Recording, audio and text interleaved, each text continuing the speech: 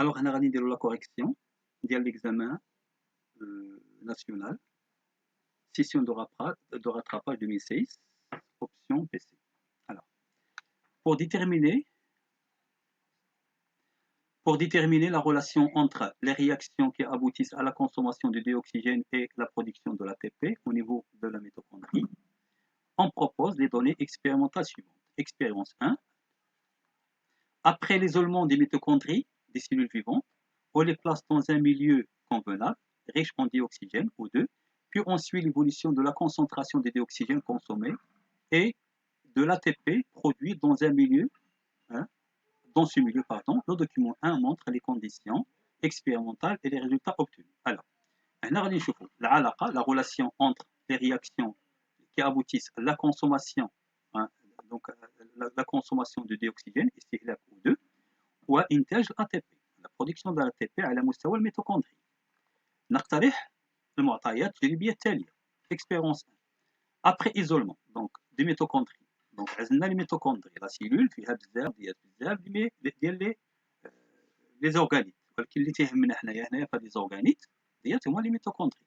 عزلناهم ياك ودرناهم في واحد الوسط اللي هو ملائم غني ب O2 اللي ريش اون O2. من بعد تنتبعوا التطور ليفوليسيون ولا لو شونجمون او التغير ديال التركيز ديال O2 المستهلك et de l'ATP المنتج في هذا الوسط. Le document 1 الوثيقة الأولى باش تعطينا les conditions expérimentales, c'est-à-dire ظروف التجربة والنتائج المحصل عليها. Alors, le document il est là. Vous avez là la concentration de O2 et là la concentration de l'ATP. Donc, bien sûr, c'est l'axe de temps. Donc, T1, dans l'injection du glucose, T2, dans l'injection du pyruvate, ou T3, dans l'injection du pyruvate, c'est l'ADP, c'est l'PI.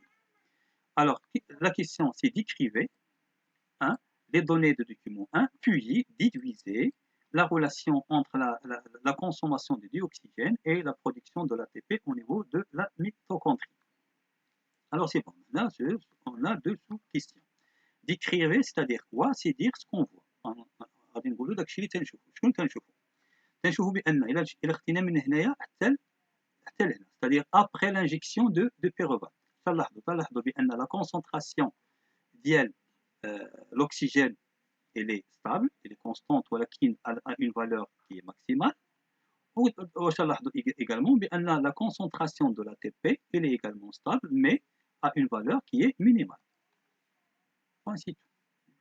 Alors maintenant, après l'injection de pyruvate, le pyruvate, on observe une légère diminution de la concentration de O2 et une légère augmentation de la concentration de l'ATP. D'accord? Mais donc, d'abord, après l'addition du pyruvate, l'ADP et PI, donc elle a dit, alors, une augmentation, une diminution progressive de la concentration de O2, donc انخفاض تدريجي ديال O2 تركيز O2 وتلاحظوا كذلك une augmentation progressive de la concentration de l'ATP. ارتفاع تدريجي ديال التركيز ديال l'ATP. Voilà, c'est la description. Alors, on va déduire ماذا نستنتج من العلاقة ما بين la consommation de dioxygène et la production de l'ATP au niveau des mitochondries. Alors, qu'est-ce qu'on peut déduire? On déduit que la production de l'ATP au niveau bien sûr des mitochondries, il est lié à la consommation de dioxygène. Point c'est tout. Alors passons maintenant à l'expérience numéro 2. Expérience 2, après l'élimination des mitochondries, des membranes externes des mitochondries, isolées de cellules vivantes, on les place dans une solution dépourvue de dioxygène et enrichie de donneurs d'électrons, NADH+. On suit la variation de la concentration des protons H+, avant et après l'addition de dioxygène, O2, Le document 2 donne les conditions et les résultats de cette expérience. Alors, مزيان. تعرفوا على الميتوكوندري. لا ميتوكوندري فيها غشاء داخلي وفيها غشاء خارجي وعندنا واحد الحيز به غشائي. دونك عندنا اون ممبران اكسترن ممبران انترن et un espace pardon intermembranaire. حنا زولنا la membrane externe. On a éliminé la membrane externe. Alors, من بعد عملنا هاد الميتوكوندري في واحد الميليو dépourvu لا يحتوي على الديوكسيجين اللي هو هذا داكوغ ولكن غني باللي دونور معطي الالكترونات هما هادو دونك ان ا دي اش اش بلس هادو معطيات الالكترون دونك دونور ديليكترون وهادو اكسبتور ديليكترون اللي هو او 2 دونك هنا فوالا وي ensuite نتبعوا لا فارياسيون دو لا كونسونطراسيون يعني لا فارياسيون تغير او ليفولوسيون او تطور لا كونسونطراسيون تركيز ديال لي بروتون H+ avant et après بعد وقبل إضافة O2. Le document 2 donne les conditions donc ظروف التجربة وكذلك النتائج المحصل عليها. Alors la question c'est quoi? La question c'est en se basant sur les données du document 2 et sur vos connaissances, décrivez l'évolution. Donc l'évolution de la concentration des ions H+ observer au niveau de la figure B, du document 2, puis expliquer la variation de la concentration des ions H+, enregistrée directement après l'addition de dioxygène. En se basant et décrivez. D'accord. En se basant et décrivez, c'est ce qu'on va faire. Alors, donc, avant l'injection, zéro l'injection de O2. Donc avant, قبل إضافة O2, avant l'injection de O2, la concentration de H+ est nulle. D'accord? D'abord, حيزنا H+. Pardon, حيزنا l'injection de O2. Qu'est-ce qu'on remarque? Une augmentation rapide. Hein? ارتفاع سريع ديال H+. Alors, حتى توصلنا واحد لا فالور اللي هي ماكسيمال. Donc voilà, تنديروا la projection تنشوفوا شحال. Donc environ 45 10 à la puissance moins 9 mol par litre. Et après environ, donc un dim 0 tel 1, c'est 1 minute, c'est-à-dire c'est 30 secondes, et là à peu près, 20, 21 ou 20 secondes. Donc après environ 20 secondes, on observe une diminution maintenant, comment il est progressive. On a une augmentation rapide, on a une diminution progressive, hein, une diminution progressive de la concentration de H+, jusqu'à la valeur initiale de la 0. Pour H, de temps presque de 4 minutes. D'accord? Donc c'est la description. Donc avant l'injection de O2, la valeur de H+ est nulle. L'injection de O2, l'augmentation rapide, l'irtifaa سريع ديال H+, توصلنا la valeur. من بعد après un certain moment, c'est-à-dire لقينا فيه تقريبا 21 ولا 20 سكوند، تلاحظوا واحد الانخفاض تدريجي ديال لي بروتون H+ حتى ترجعوا لا فالور انيسيال ديالهم اللي هي 0. D'accord? Alors maintenant, l'explication. ولكن attention, en se basant également sur nos connaissances. Là, les connaissances. Qu'est-ce qu'on peut dire? Alors, هاد les donneurs d'électrons, شنو تيوقع لهم au niveau de la membrane interne de la mitochondrie? تكون عندهم واحد l'oxydation. L'oxydation, c'est perte d'électrons. تكون عندنا perte d'électrons. تكون عندنا également des protons. Alors, إذا هاد H+ اللي ارتفعت عندنا هنايا جاتنا من هاد العملية هذه ديال l'oxydation ديال NADH H+, tout simplement.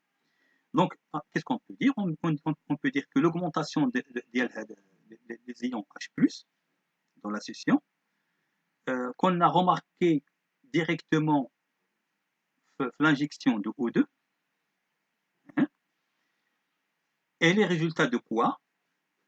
Et le résultat de la sortie, donc la sortie de H+, la sortie de H+, provenant de quoi? Provenant de l'oxydation des donneurs d'électrons, NADH+, donc à travers, bien sûr, la membrane interne de la mitochondrie. D'accord? C'est bon. Alors passons maintenant, voilà. On trouve au niveau de la membrane interne de la mitochondrie plusieurs complexes transporteurs d'électrons. Donc, on a dit, l'exercice SABIR. Donc, on a un petit rappel. Alors, on a les complexes 1, 2, 3, 4, Q et C. Le document 3 montre l'emplacement de ces complexes au niveau de la membrane interne de la mitochondrie. Donc, on a donc, bien sûr la membrane interne, l'espace intermembranaire, la matrice, ou hadi, c'est la sphère pédonculée. Alors, c'est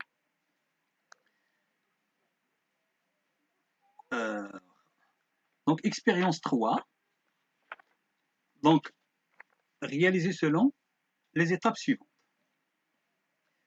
Alors, on isole les complexes protéiques. On a 1, 3 et 4. 1, donc 1, 3, 1, 3 et 4. De la membrane interne de la mitochondrie. Donc, on intègre chaque complexe protéique isolé dans une vésicule fermée. Donc, c'est la fermée, semblable à la membrane interne de la mitochondrie, mais dépourvue des protéines. يعني إما تنديروا كما غادي نشوفوا هنايا إما تنديروا لو complexe 1 إما 3 إما 4. هذا هو يصير. D'accord? Dans vésicule fermée, semblable à la membrane interne de la mitochondrie, mais dépourvue de protéines. Hein, des protéines. La figure A de document 4 représente une vésicule obtenue après traitement. Donc, il y a l'exemple. D'accord. On met chaque vésicule traitée dans une solution.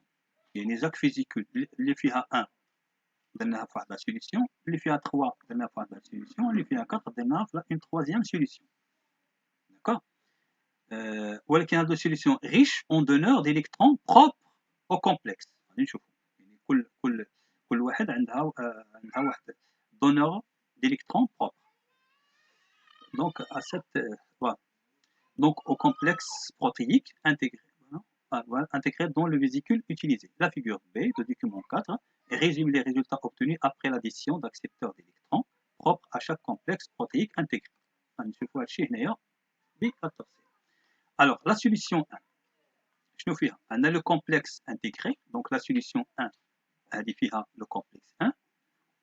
La solution 2 fera le complexe 3, ou la solution 3 donne le complexe 4. Il y a des vésicules qui changent, c'est le complexe. Soit le complexe 1, soit le complexe 3, soit le complexe 4. D'accord? Mais dans H2, H2, on a l'oxydation de FADH2. Voilà qu'il faut complexe 1, on a NADH H+. C'est pourquoi. Alors, donneur d'électrons, il a le complexe 1. Donneur d'électrons, c'est NADH H+. L'accepteur d'électrons, c'est le complexe Q oxydé. Ou le complexe Q oxydé, le résultat, il sera réduit. Réduction de complexe Q. Alors, la solution 2, le donneur d'électrons, on a Q. هذا هو اللي درناه في donneur d'électrons, ou qui va accepter les électrons, c'est le complexe C oxydé qui sera réduit le complexe C sera réduit, وهذا هو اللي غادي يكون عندنا donneur d'électrons في la solution 3. D'accord. من بعد qui sera qui va accepter les électrons, c'est l'accepteur final bien sûr, c'est O2, qui sera réduit en H2O. D'accord. Alors, calcule la question. En utilisant les données de documents 3 et 4, décrivez les réactions qui ont eu lieu au niveau des solutions 1, 2 et 3. D'accord. B. Déduisez le rôle des complexes protéiques 1, 3 et 4 dans les réactions qui aboutissent à la consommation de dioxygène au niveau de la mitochondrie. Voilà. Alors, en utilisant les données de documents 3 et 4, 3 documents 3 voilà, donc l'emplacement des transporteurs, ou les 4 هو الطابلو اللي قرينا هذا.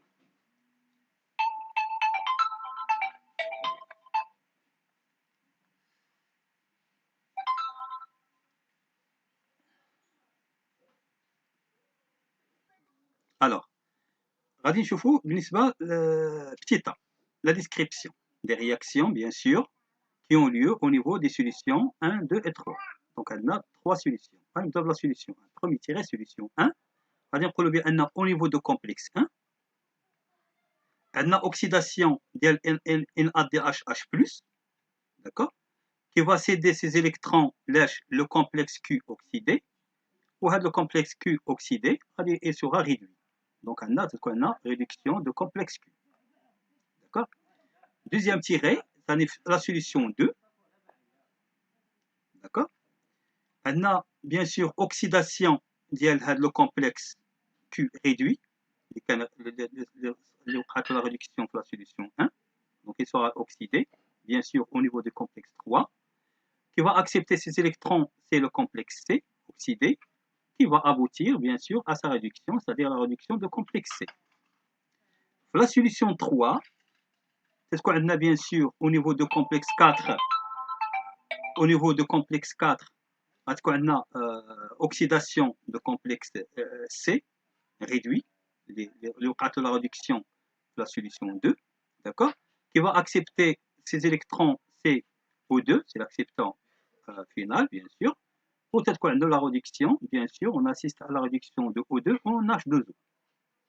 Donc, il y a la description d'IL, voilà, à des réactions. Alors, B, alors attention là, on a la question, peut-être qu'on a A ou B, مثلا, ils sont liés. Les questions, c'est qu'on a liées. Donc, on va déduire, qu'est-ce qu'on peut déduire à partir de cette description. Donc, déduisez le rôle des complexes protéiques 1, 3, 4 hein, dans les réactions qui aboutissent à la consommation de dioxygène au niveau de la mitochondrie. Alors, qu'est-ce qu'on peut dire?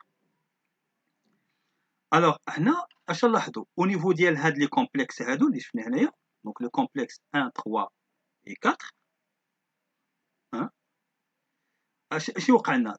une série de réactions d'oxydation. Donc, c'est ce qu'on a oxydation, puis réduction, et ainsi de suite. Oxydation, réduction. Donc, on a une série, d'accord, des réactions d'oxydation, avec le rôle d'ILHA, c'est le transfert des électrons, depuis quoi?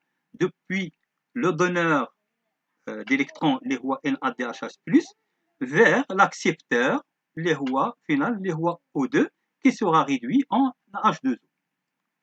Donc, c'est la réponse d'IAL B. Alors, passons maintenant à l'expérience numéro 4. On soumet des mitochondries isolées à l'action des ultrasons pour fragmenter leur membrane interne et former des vésicules fermées portant des sphères pédonculées dirigées vers l'extérieur. Alors, on a la figure 5 montre les résultats. Alors, on a voilà la mitochondrie, on a l'ultrason, on a la fragmentation de la membrane interne, on a des sphères ou l'orientation vers l'extérieur. C'est-à-dire, donc, à l'extérieur, à la sphère pédonculaire, donc, si tu veux, il joue le rôle de la matrice, ou il joue le rôle de l'espace intermembranaire. D'accord. Toujours, il a le document. تلاحظوا بأن هذه la partie هذه elle est dirigée vers la matrice. Hein? C'est exactement ça. Donc, elle joue le rôle de la matrice. Ou on a l'espace intermembranaire. D'accord. Alors, les conditions expérimentales, il y a un PHI, c'est-à-dire à l'intérieur du vésicule, il est là, il est inférieur au PHE. Hein, il est inférieur au PHE. C'est une synthèse de l'ATP. C'est-à-dire, même un pH inférieur, c'est-à-dire la concentration de H+, elle est importante. D'accord? Donc la pH est importante. Bien sûr, elle est faible par rapport à pHI. Donc c'est ça. C'est qu'on a la synthèse de l'ATP. Il est quand l'inverse, c'est-à-dire pHI, il est supérieur. C'est-à-dire que la concentration de H+, est importante. Pas de synthèse de l'ATP. Où il a pHI égale à pHE, absence de la synthèse de l'ATP. Donc, quel cas fait qu'on a la synthèse de l'ATP? Il a quand on a la condition, il a quand on a pHI, et le pH à l'intérieur, ASRAM, les pH à l'extérieur. Et vous qu'on a la synthèse de l'ATP. Alors, la question, en exploitant le document 5, déterminer les conditions principales nécessaires à la synthèse de l'ATP au niveau de la mitochondrie. Justifiez votre réponse. Merci. Alors, l'exploitation, qu'est-ce qu'on peut dire? Allez, on va lire. Donc, en cas, il ne fait ce qu'on a. PHI inférieur PHE. بمعنى أن la concentration à l'intérieur, elle est très élevée. Il est quand la concentration de H plus important, c'est-à-dire le pH, elle est d'accord. Alors dans ce cas-là, on observe quoi? On observe la synthèse de l'ATP. Dans l'autre cas, c'est-à-dire pHI est supérieur à pHE. C'est-à-dire là, la concentration elle est importante. Voilà, les protons H+. Il y a absence de l'ATP, de la synthèse de l'ATP. Ou le cas où les concentrations sont égales, l'absence vient bien sûr de la synthèse de l'ATP. Donc, qu'est-ce qu'on peut dire? En cas de pHI, je répète donc, en cas de pHI inférieur à pHE, c'est-à-dire que la concentration de H+, à l'intérieur, elle est inférieure, plutôt, elle est supérieure à la concentration de H+, l'extérieur. Dans ce cas-là, donc, on a la synthèse de la ATP. Le cas de pHI supérieur à pHE, c'est-à-dire que la concentration de H+ interne inférieure à la concentration de H+ interne, c'est qu'on a absence de l'ATP, dans le cas où voilà, le pHI égale au pHE, c'est-à-dire on a l'absence de la synthèse de l'ATP. D'accord? Donc on a dit il y a l'exploitation. Alors, c'est quoi? Déterminer maintenant les conditions principales nécessaires à la synthèse de l'ATP au niveau de la mitochondrie. Alors, donc la condition principale des radiopollunéens, c'est que la production de l'ATP au niveau de la mitochondrie, elle nécessite quoi? Elle nécessite un gradient de concentration. C'est-à-dire que la concentration ديال H+, تكون عندنا هنايا importante وهنايا faible. Donc on dit quoi? On dit que la production de l'ATP au niveau de la mitochondrie nécessite un gradient de H+ entre l'espace interbroméliaire et la matrice. Il y a la concentration de H+ au niveau de l'espace intermembranaire est important. Donc c'est principe. Alors, maintenant passons à la question 5. En se basant sur vos réponses précédentes, montrez la relation entre les réactions de consommation de dioxygène et la synthèse de l'ATP au niveau de la mitochondrie. Bien. Alors, حنا بحال غنديروا واحد لا synthèse, واحد لا résumé si tu veux, ديال هادشي اللي شفنا كامل dès le début. Alors, شنو تتكون عندنا؟ تتكون عندنا tout d'abord l'oxydation. Donc غادي نشوفوا في الشيما باش غيبان لنا داكشي مزيان. تتكون عندنا oxydation de NADH+ au niveau ديال le complexe 1. Donc l'oxydation ديال هاد les donneurs d'électrons. Ceci va aboutir quoi? La libération des électrons et des protons. Ou le transfert des électrons se fait à travers les transporteurs, bien sûr, d'électrons. jusqu'à l'accepteur final les rois O2, d'accord. Le transfert est accompagné par le passage de H+ vers l'espace intermembranaire, ce qui va donner un gradient de concentration entre l'espace intermembranaire et la matrice. Donc, les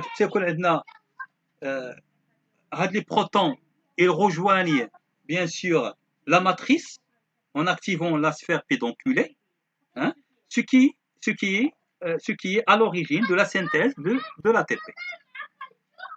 Hein, ce qui est à la synthèse, bien sûr, de l'ATP. On a le O2, hein, l'accepteur final d'électrons sera réduit en H2O. Hein, point C.